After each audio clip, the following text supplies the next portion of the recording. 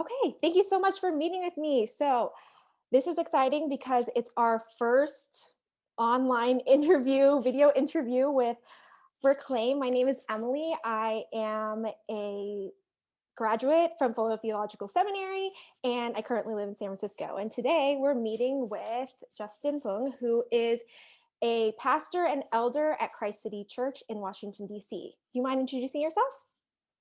Not at all. Thank you for having me. It's a pleasure to be on. As Emily said, my name is Justin. I'm the pastor of leadership and spiritual formation at Christ City Church in the heart of Washington, D.C. I am a 13-year now resident of D.C., but I was born and grew up in Hong Kong, lived in England for 8 years, California for 3 years, and have now called D.C. home. So I've been a pastor for the last 12 years, and I'm glad to be here. Yeah, this is so exciting. It's actually funny because prior to starting this interview, we kind of found out that we have similar social Yep. connections where my parents know your family My as brother, well. yeah, my family, yeah. It's kind of wild how that kind of all connects. So I'm really excited to talk to you today about your interview in our series. It's complicated. We're really stoked to be able to explore the different stories of families, individuals, and communities that are intentional with mixed cultural backgrounds as well as Mhm, maybe unintentional. mhm, So, something that I found particularly interesting in your responses are how your life experiences have been so global. And so, I think that's really a different perspective that I haven't necessarily considered as much, just coming from a mostly Californian, Southern Californian background. I'm Chinese American and am very familiar with that community mhm, and community in the US, but not necessarily on a global scale. So, as a pastor, how do you see ministry and intentional community in the multicultural space from the global perspective? mm. That's a great question. I think I remember when I arrived in in the US, I think I was 22 or 23, and I grew up Christian, grew up going to church, and had always, for the most part, considered myself a Christian, even if I wasn't always attending church. But I remember arriving in the US and being like, oh, Christianity means different things here. Um, it shows itself in different ways. It's entangled in different ways. I think some of the ways that I immediately identified being here in the U.S., how Christianity is tied in with politics, how it is tied has such a complicated relationship with race, and particularly for people of color. Um, and just this the, the sort of the vast network of denominations. I grew up in Hong Kong. I lived in the UK, where I mean, even in the UK, sort of Christianity has a sort of a historical memory, and even sort of cultural reflections, but isn't necessarily part of everyday culture. Isn't practicing Christians are not a majority either in the UK or in Hong Kong.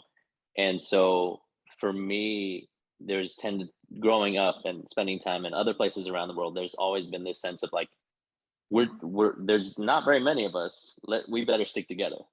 And so there's that sort of there what I feel like is even more of a reliance on the centrality of Jesus that ties us together across difference.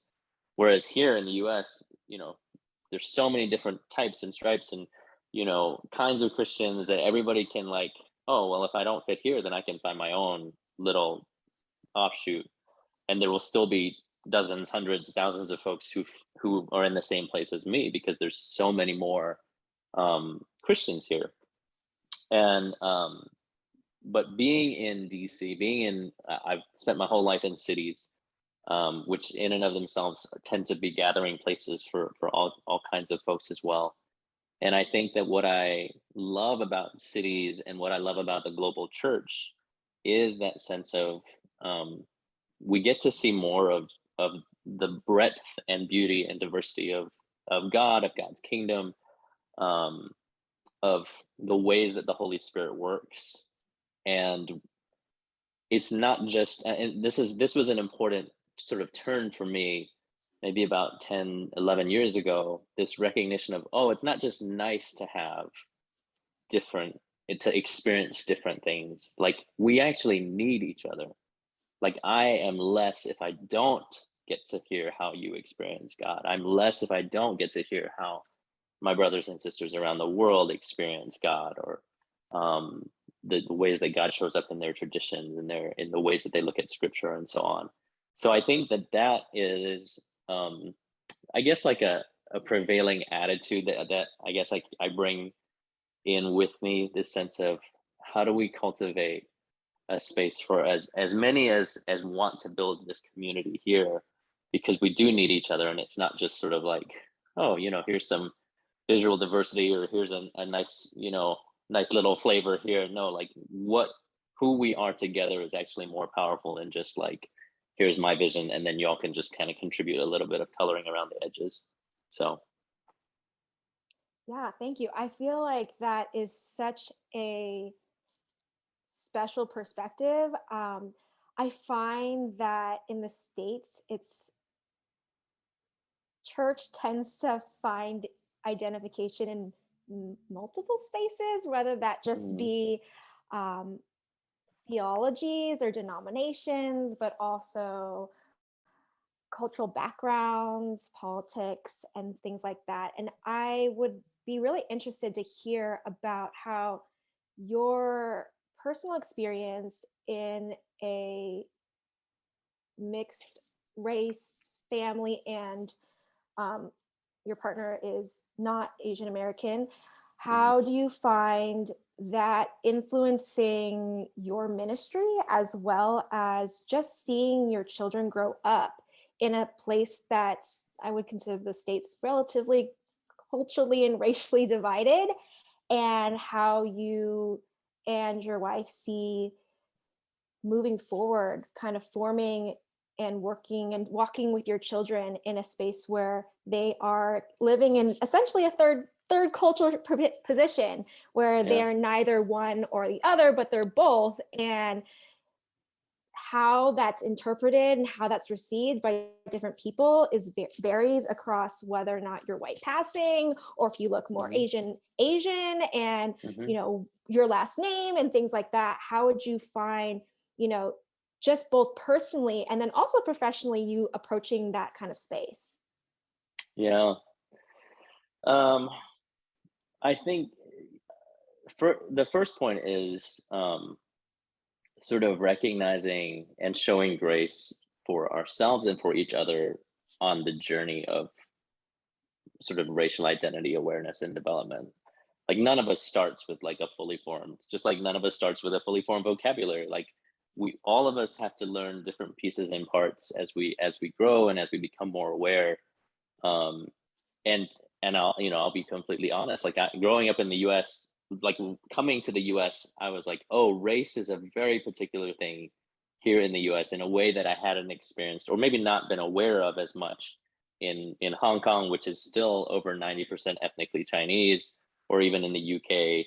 The circles that I ran in were very racially and ethnically mixed, but we sort of didn't talk about it. And then the Christian circles that I were in, I don't think would have used this language, but were sort of had a more of a colorblind approach, of, our identities in Jesus and blah blah blah blah blah. And yet, recognize, coming to the U.S., I remember hearing Kevin Doy speak, I love who's a Kevin. chaplain. He's like Kevin's awesome. I love Kevin. He's the best. Hey, Kevin. He's the best. He is. So Kevin was speaking at a conference in DC. We hadn't met before, but he was speaking, and obviously, anytime there's a Fuller connection, like, my ears perk up. And he said something like, "I have never experienced life or faith outside of an Asian American body."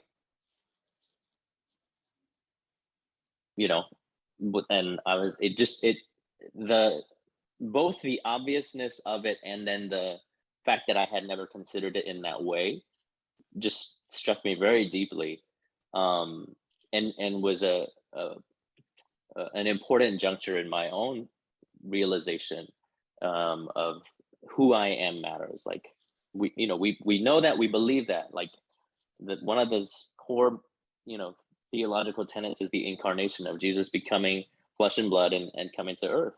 And yet so often we neglect our own incarnation of who we are in our bodies.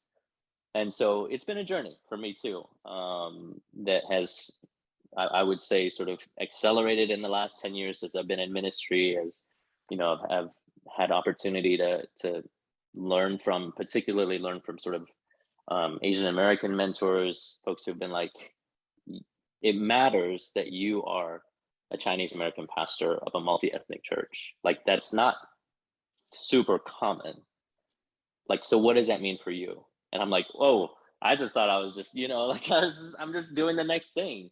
But to actually hear what the Spirit is saying through those friends and those mentors and say, okay, yeah, it does matter. It does matter that I steward who I am for the sake of the people that I'm caring for, for the sake of ministry that God has entrusted to me.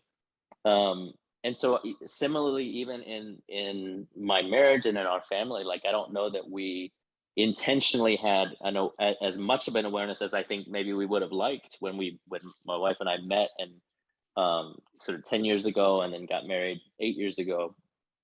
But it is certainly, you know, even as my own journey of racial awareness has grown, of my own identity, and you know, of the just learning more beyond myself. My wife also has had to sort of go on her journey as a white woman. What does it mean for me to be white when, you know, for her to be white when she grew up in also in mostly a like colorblind sort of Christian mentality. And so to learn those aspects, that the privilege that comes in there, the conversations that arise that she has with her family, and so on. And then what that means for our kids as biracial, as kids who do have a Chinese last name, who look pretty Asian, you know, and it really is.